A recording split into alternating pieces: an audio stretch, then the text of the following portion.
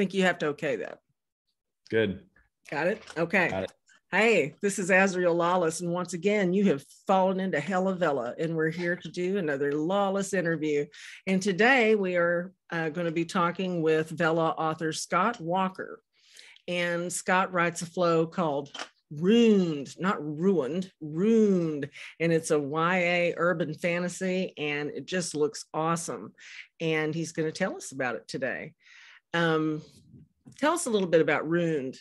How many episodes do you have? I know it's fantasy.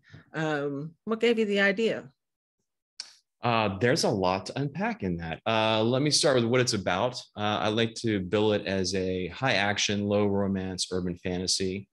It tells a story about a daughter whose father is mysteriously killed. And as she kind of digs into the how and the why, she uncovers some family secrets, long since buried. And it ends up putting her in the crosshairs between two secret magical organizations vying for control of our reality. There you go. Yeah. Wow. That is really awesome. I heard you say, and very specifically, and I was looking at your Vella tags, and one of them says no romance. That's a conscious decision on your part, right? And it puts you in a lane a little different from the rest of the sort of urban fantasy that want to like hook that romance trope. You're making it clear, hey man, we're not leaning on that stick. That is correct. And it's meant to be not certainly at all a dig at the romance books out there, but more of a, hey, look, if you're looking for romance, this is not the book for you. Don't waste your time. I'm trying to be helpful as a marketer to the readers and say, look, this is what on the other hand, if you don't want romance, or if you're a reader who prefers not to have a heavy romance plot element in your stories, this might be the story just for you. Yes. And I like it. I like that. I like that idea. And the YA that I read, I don't read. There's not romance. There are bonds and there's like friendships and things, but you just don't have that sort of, desperate heing and sheing going on every third episode. So yeah, my protagonist is not interested in hooking up with someone. She's interested in surviving to the next day. Right. And you have this relationship with her father. It sort of reminds me a little bit, and I have not read your story yet. It just, the way you were setting it up reminded me a little bit of The Golden Compass, which is one of my favorites. You've got her uncle, and she's the magical child, where she's going to be the one to make the whole world work correctly. It's pretty cool. Yeah. There's probably a lot of similarities to it, to other books out there. For me, she's an adult. This is not a YA book, and so there's going to be some profanity there. This is a mature read, but no romance, no explicit sex scenes. You don't have to worry about that. But for me, this is more of an exploration in terms of, here's someone who's thrown into a situation where she's trying to figure out who her allies are, who her enemies are. It's as much of a mystery as she's trying to peel back the layers of her father's past. And she's realizing, despite the fact that they've been together, they've lived in the same town, the same city, they have not been estranged. She doesn't really know him at all. And she's realizing that she barely knew him as she gets thrown into this mystery, and her life becomes at risk, and she's trying to survive and figure out who killed her father, who's after her, who can she trust.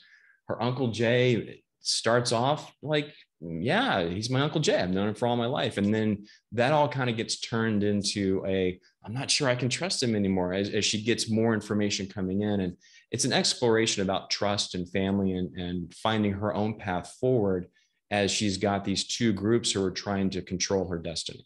Wow.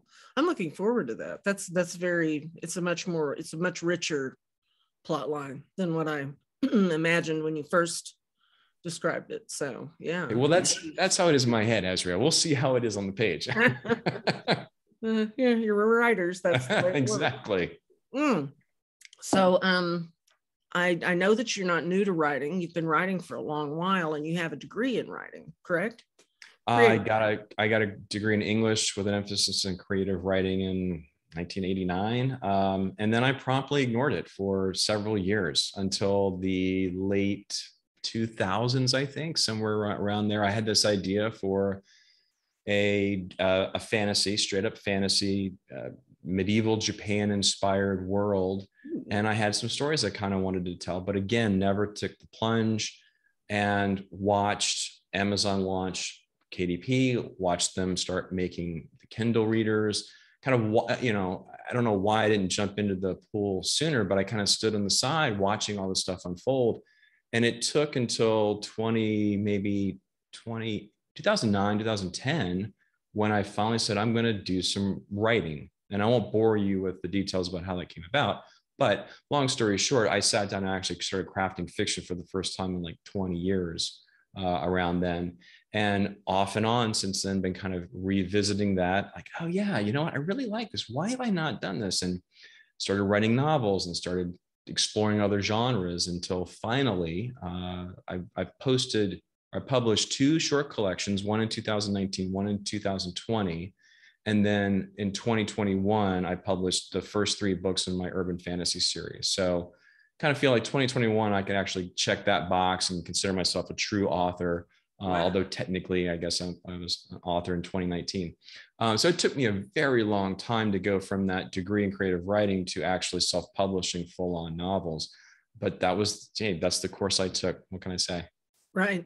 Well, you know the old saying, life is what happens while you're making other plans. Yes. Oh my gosh, yes. So what made you decide, instead of going the more traditional electronic publishing, like with Kindle, why did you decide to hop onto the Vella train? So interestingly enough, I think Wattpad was the first serial storytelling platform that I got introduced to years ago, and was like, oh, that's an interesting way of going about it. Then there's no paywall, so I'm not going to make any money. But the idea of publishing things a chapter at a time was interesting. And I did actually have someone come to me and ask to write a chapter as part of their collection in Wattpad. So I guess technically I guess I am a Wattpad author, because that little short chapter I wrote got put into her collection. But I liked that idea. That I was like, wow, that's like an interesting reader experience. It's definitely an interesting writer experience. But again, without the paywall, I kind of just put it aside for the time being. Amazon announced Vella early last year, maybe around this time last year. And I was like, ooh, okay, hang on. Maybe this is where I kind of jump in, because I know I'm going to be publishing these novels later this year. I'm serious about my writing. Maybe I'll take a look at this. And I kind of paced the shore from July when it launched until December for a couple of reasons. One was I was busily writing novels. I think I wrote something like 250,000 words in the first half of 2021.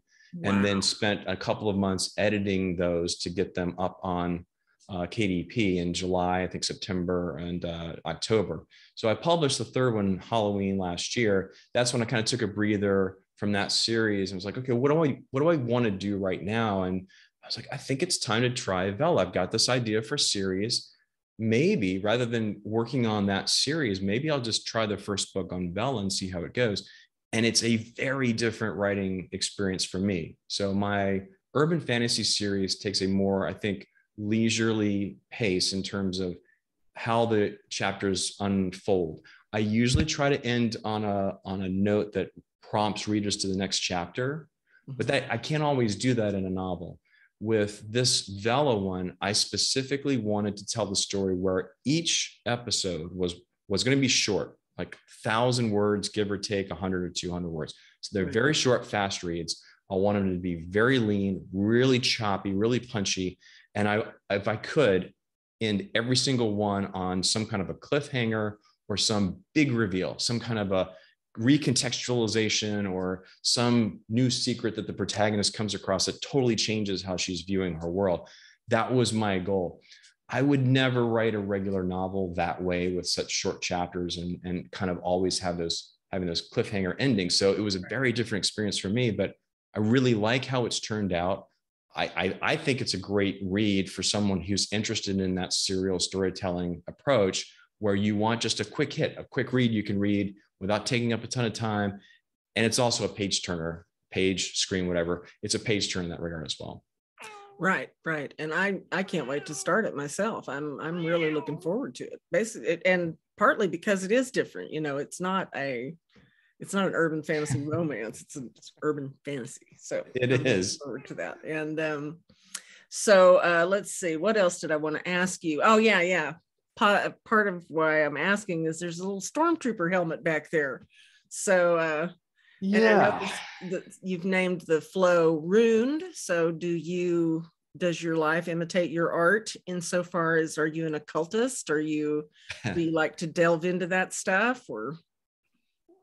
I would be lying if I said I'd never had a tarot card reading or I never purchased a book on magic. But I don't practice it. I think it's more of an interest for me, and I think it's a creative wellspring for me. I think a lot of that stuff gives me ideas. There's whether you're talking about tarot cards, witchcraft spells, there's a lot of symbolism, I think, that plays into that. And that symbolism is a creative, and I know this very well. That symbolism is often a trigger. It can be a catalyst for some new idea. And symbolism is a huge element in writing. We're always looking for something that is that resonates, that kind of underscores our theme for the book without necessarily being too explicit about it. And so for me, I love reading those books, and for research too, because the new series that I'm working on, the new urban fantasy series, is all about witches and warlocks. So I'm doing a lot of research in that to kind of make sure that I'm bringing something new, something familiar, but something a little bit different to the scene.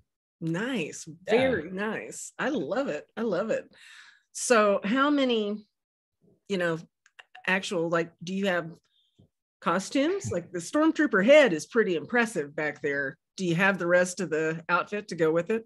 I do, much to my wife's chagrin. I have two different stormtrooper costumes, and I like to break them out at Halloween. That is wonderful. Do you have Chewbacca? I don't. I have what's called a stormtrooper, which is the shiny, clean white version. And then there's what's called the sand trooper, which is the dirtier version you see in Star Wars Episode 4 when they're all down in Tatooine. I have two of those. And Halloween's, I got a friend of mine. We typically will both dress up in them and walk around the neighborhood. And it's a blast, because the funny thing is the adults stop us more often than the kids. The adults want to get selfies with us dressed up more than the kids do. Exactly. Yeah, it's fun. Any plans for Boba Fett or the Mandalorian? Those are, no. I think I might have to file for divorce if I got a third costume. Well, I don't want to get divorced. Maybe if Vella buys you a new outfit, maybe she'll be okay with that then, So what's on the drawing board for the future? What can Vella readers look forward to finding from you out there besides Runed? Well, I'm going to wrap up Runed probably end of March. I'm on pace to probably close it out around 60,000 words at around end of March. That'll be end of book 1. And then it's a matter of kind of, okay, let's plan out book 2. On KDP, if you go to Amazon, I've got 3 books of my Japanese urban fantasy series out, with 1 more for sure on the way. What else? I have a couple ideas. Like I said, I've got a new urban fantasy series involving magic. I'm working on that right now, kind of workshopping that world, building up the characters. So if you go to Amazon, I'm exclusive to Amazon, and I'm in KU for the UF fantasy series. So for sure, check me out there. Oh, excellent. Well, we're going to have links to everything you've done in the description of this video. I've got 5,000 words I can use. So I will happily put in links both to your Vella flow, which is really what we're about here on Hella Vella, but I also want to be able to find your links and your work out on Kindle, because I think the two can coexist. Totally. One of the things that I think I'm super hopeful about Vella insofar as a writer, it's a very different approach. I had to kind of learn some new storytelling skills and build up some new muscles that I've never used before. That was fun. And I hope it translated onto the story onto the page. So I want to continue going down that path. And, Amazon, they're the 800-pound gorilla in the publishing room. I got to be honest. I'm enjoying being in that ecosphere. I was wide when I first launched the urban fantasy series, and it just did not work for me. So I kind of pulled everything back in last month. I'm now KU, and what do you know? I'm getting reads and I'm getting purchases. So it's done well by me, and I'm very interested in staying in this universe. I will jump up and down the day that Amazon turns on feedback so that readers can let writers know, as the story progresses, what they think beyond a simple thumbs up or, nothing, nothing, not even a thumbs down. It's like thumbs up or nothing. Yeah. Thumbs up or. Yeah. So I really want that feedback. I've been playing, I'm a really geek out here. I've been playing D&D off and on for decades. And one of the things I like about that, especially when I'm running the game, is the collaborative improvisational storytelling component to it. Yeah. And what the secret that I don't tell the players is I have an idea in my head when we sit down. Here's how the next 4 hours are going to unfold. Roughly, this is going to happen. You're going to meet a guy. He's going to make you an offer to do a job. The job's going to go poorly because he's secretly sabotaging you. That's about as far as I get. And then I take my cues off the players, and the players will often give me, sometimes literally wrapped up in a bow on a silver platter, they will give me some awesome idea that's even better than what I had planned for them. I don't tell them that, of course. They all think it was all planned and written out ahead of time. But I love that. And I would love to have that same experience on Vella. And so I'm very hopeful they'll turn that on very soon. Oh, I am hopeful for that as well. And I hope they don't wait until they go full international for that, because the licensure and the rules and regulations that you have to put up with privacy and whatnot for the EU, totally different than they are for, just here in the United States.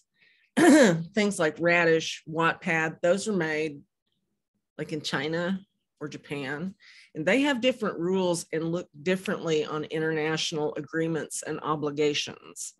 A big old company like Amazon coming out, they've got to dot every I and cross every T, because they must comply, full compliance with all rules and regs, because they're not just Vella, they're just huge conglomerate. So it takes time. And I'm looking forward to it. Experienced folks tell me that they believe that on the anniversary, the 1-year anniversary, which is coming up, as you said earlier, they believe they might open it up to a little bit broader audience. What are your thoughts on that? Yes. Yesterday, make it happen. I mean, awesome. Yeah, of course. Well, were you there when it happened for Kindle? Right, when they opened up the international markets for Kindle? No, like I said, I didn't start publishing until about 3 years ago. And so, okay. I'm sorry, I misunderstood. Thought you were on about 2010. I was watching that whole space unfold. I mean, I remember when I first started looking at self-publishing, it was before KDP even existed. Right. And looking back on it, I kick myself for not just sitting down and writing a story and trying, just putting it up there. But for whatever reason, I didn't. But I watched that whole space explode, and I watched a lot of these authors come in the early gold rush and, just kind of carve a path that a lot of us followed. And then I saw Amazon realize that this could work for them very, very well. And they eventually they gave us the ability to advertise. They gave us the ability to do a lot of other things. And as in Bezos is, creed, customer experience. It's all about making the customer experience better. And if it checks that box, they're going to lean hard into it. So I'm hopeful they will realize that feedback and going international is what readers want. I'm hoping they will realize that and kind of lean into that too. Yeah, gone are the days when people want to be solo and, bootstrap up and do their own thing. They want a gang. They want a tribe.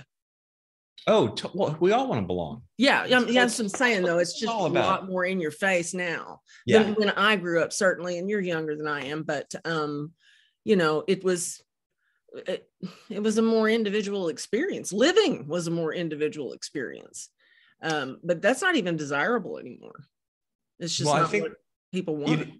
For me, I think we're social creatures, and I think we're always looking to find a belonging, to find other people like us with similar interests. That's what this is all about. I do this, as much to relive my experience as a kid seeing Star Wars in the movie theater for the first time, as I do to maybe connect with my kids and kind of pass that passion on down to them. but it's also finding fellow Star Wars fans, fellow D&D players.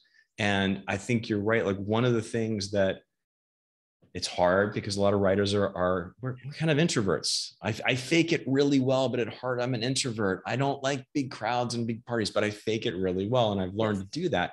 But you're right. I think most readers want to be able to feel like they're belonging to that tribe.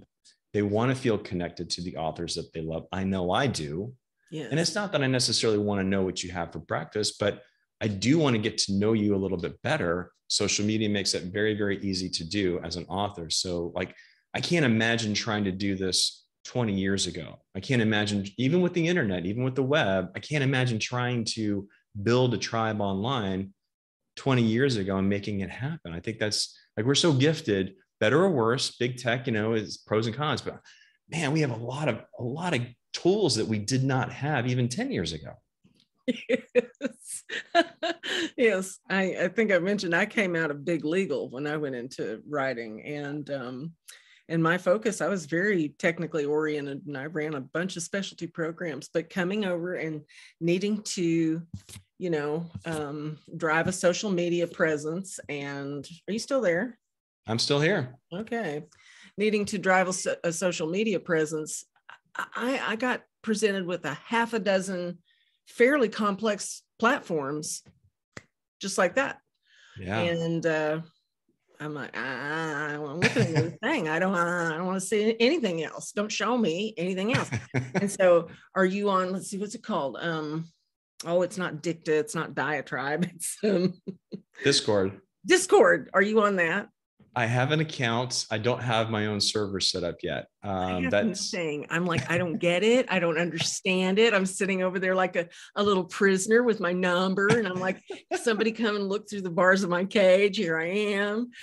Yeah. So they're all, they're all different. And I think that's the challenge. Facebook is a very different platform from Twitter, and the way people interact on Instagram is not how they interact on TikTok. So no. There's different capabilities there. I think the bottom line is audiences too. Well, I mean, they blend, but the primary audience on TikTok, and tell me if I'm wrong, all right? Because I want to hear it. This is why I have these interviews, is so I can hear what you guys are saying and the other authors can hear too. It's pretty much the 20 somethings, right? And moving on up into the 30 somethings, a lot of boomers are getting in there too. After the dude did the his little easy ride skateboarding thing to Fleetwood Mac. That was just like an invitation to all boomers to like glom on, Well, Book Talk's apparently really big. Oh, it's super big. Huge. And that's, so I created an account last year, did nothing with it. I just went in I just wanted to grab my handle. So Scott is Writing is my social media ID. I just wanted to make sure no one else grabbed it. So I went and grabbed it, locked the account down, and walked away. And this whole thing with Book Talk blew up. And I thought, well, I'll go back in, I'll take a look at it.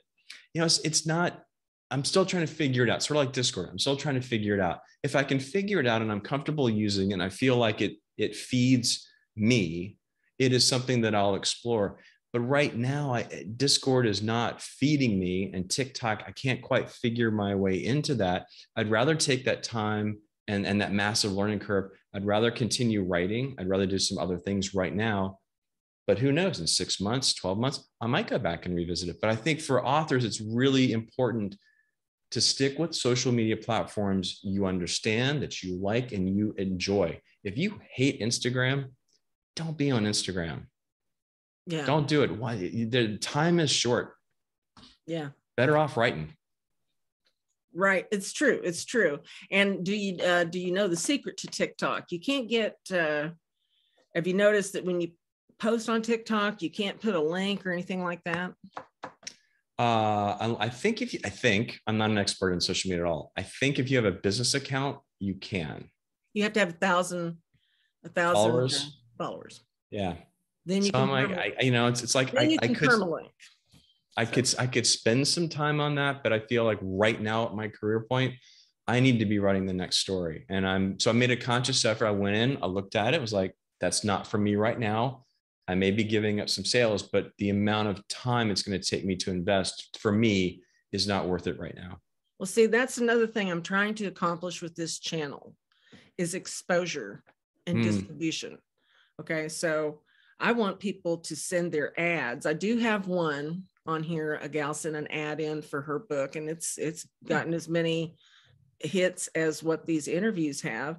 And the idea is that you interviewees will bring your own small tribe of people to come over, look at your interview, check it out, follow the channel, and then the channel will start pinging people like, oh, okay, we're interviewing this guy today, we're having a read on this story today. I'm reading first episodes of a lot of stories on this channel, and people are kind of digging that. So, you know, but we don't even have the totally clear answer from Amazon if that's a-okay yet. So I have started reading not quite the whole first chapter, so that you have to click the link if you want to see the rest of the words.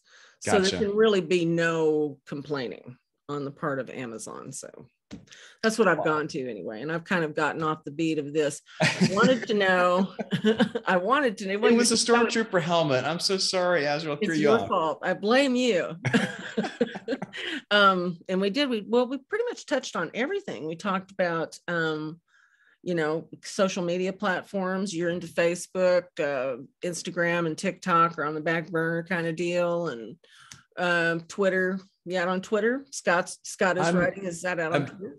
So Twitter for me is the one that I like just intuitively get, and it's the one I've been on the longest. So I probably am more active there. I'm changing that up this year. I'm trying to be more active on Facebook. So I've got my author page. I've got my personal account. Instagram, I like it, but I'm very selective in what I post. So I'm not as active there. TikTok's the one that I'm there, but I'm not posting. Like I haven't been able to do the investment to kind of figure that out. So yeah, you can find me on Facebook, Twitter, Instagram for sure. Yes. Excellent. Well, I've started a tag too. Hashtag authors, then the Arabic number 4 authors. So authors for authors. And I post other authors' stuff. Like I post about your books. I post about your flows. I'm not just advertising myself. No, yeah, this is amazing. I really thank you I should have said this right at the beginning. Thank you so much for having me on here. This is awesome. Love this. This is for all of us, man. You know, I will, what is it? I think one of the writers said this, and I know it's a famous saying, the rising tide lifts all boats. Yes. Yes. And so that's basically what we're doing here. Well, you're doing it. And this is easy for me. You're the one who's doing all the hard work. So I really appreciate it. Anyway, is there anything else you want to say to the folks out there who are going to take a look at your links down in the description of this video? They're going to look at your links. You come off like a very personable individual. I know I'm going to be reading you. So anything you want to say in you know, the thing I would say, and I think most authors, well, I don't know about this. I'm going to say it for myself. I would love to get feedback, good, bad, or otherwise. Hate my story, love my story. I would love some feedback. You know, go to my website. There's a contact link. Drop me a line. Hit me up on social media. Like, it's one thing to just spend this time huddled in a cave writing a story. You bring it out into the world, into the light. You offer it up. And there's nothing worse than hearing crickets. Now, I've been lucky that I've gotten reviews and I've gotten ratings, so I'm getting feedback, but you know, like I can never get enough. Like, I really want to know as a reader, what do you like? What do you not like? What can I change? How can I make it better? Like, I would love to get more feedback. Well, excellent. And I want you to supply me with links, not just to your books, but also to your website, mailing list, anything else you've got, and I will put them in the description of this video. Thank you so much for visiting with me today, Scott. It has been wonderful getting to know you. And like I said, I'm definitely going to be reading Ruined because it's been a true pleasure. It's been a true pleasure. Thanks so much. And again, thanks for all you're doing for the Vella community. Oh, you bet. Very nice to meet you. You too. This has been Azrael Lawless for Lawless Interviews, Hella Vella with Scott Walker. Take care.